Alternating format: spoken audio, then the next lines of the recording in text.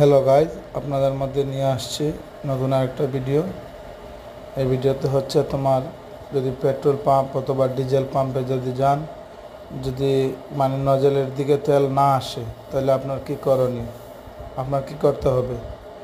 আপনি প্রথমত কি করতে হবে, ফিল্টারটা খুলতে হবে, ফিল্টারের উপরে ঢাকনাটা খুলতে হবে ভালো করে।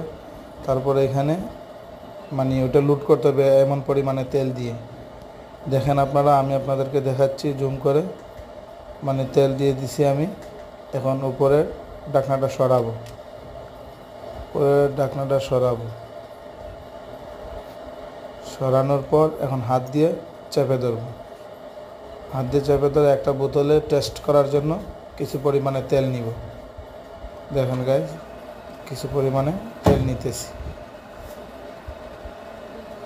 প্রথমত আস্তে আস্তে আস্তে আস্তে আসবে, আস্তে আস্তে, তারপরে মানে বেশি আসবে। দেখেন গাইজ, আমার মেশিনের যে প্রবলেমটা ছিল ওইটা আমি সলভ করে ফেলেছি।